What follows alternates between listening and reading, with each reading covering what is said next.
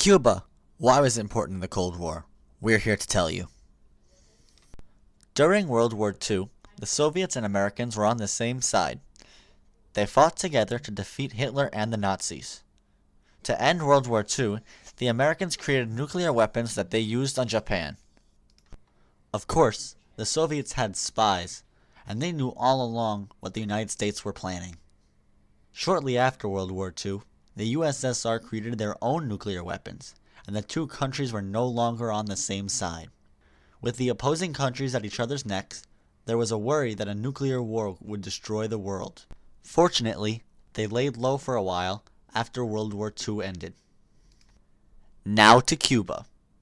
In 1953, a revolutionary named Fidel Castro led an attack on army barracks in Santiago. Unfortunately, this attack failed, and he was sentenced to 15 years in prison. After his release, he realized that people were starting to side with him, and they began to win battles.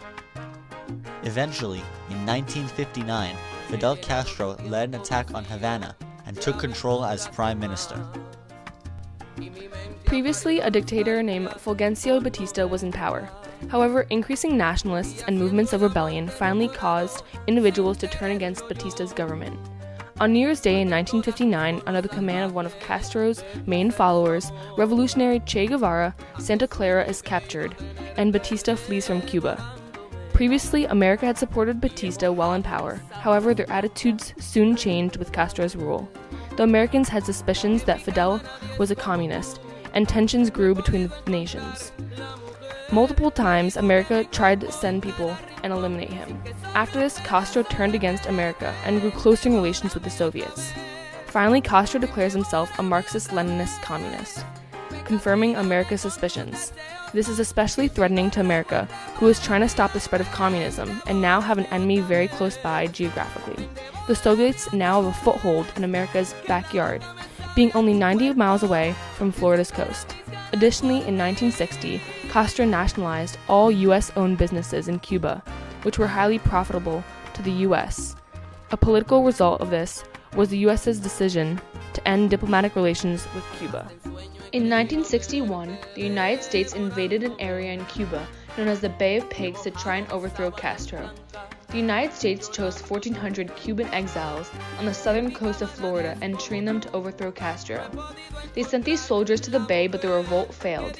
This, as well as many other failed attacks on Castro, angered him. Finally, Fidel Castro had had enough and turned to the Soviets. He requested weapons and help so that they would be able to fight back against invasions. The Soviets one-upped their request and supplied them with ballistic missiles. This made the Americans worry, and they pleaded with the Soviets to take their missiles out of Cuba. In reality, the Americans started this by placing their own ballistic missiles in Italy and Turkey. The Americans were not ready for the Soviets to place missiles in Cuba, so they had no plans on what to do. After consulting with multiple analysts and the president, they came up with 6 options. Number 1. Do nothing. American vulnerability to Soviet missiles was not new. 2. Diplomacy. Use diplomatic pressure to get the Soviet Union to remove the missiles. 3. Secret approach. Offer Castro the choice of splitting with the Russians or being invaded. 4. Invasion. Full force invasion of Cuba and overthrow of Castro. 5. Airstrike. Use the U.S. Air Force to attack all known missile sites. And 6. Blockade. Use the U.S. Navy to block any missiles from arriving in Cuba. The Americans and Soviets consulted with each other and did not involve Cuba at all, with Cuba only serving as a means to store the Soviet missiles. This began the Cuban Missile Crisis. For 13 days, from October 16th to October 28th, 1962, everyone was on edge about what would happen with Cuba and the missiles. In the end, the United States went with option 6 and decided to quarantine off Cuba so they would not receive any more supplies.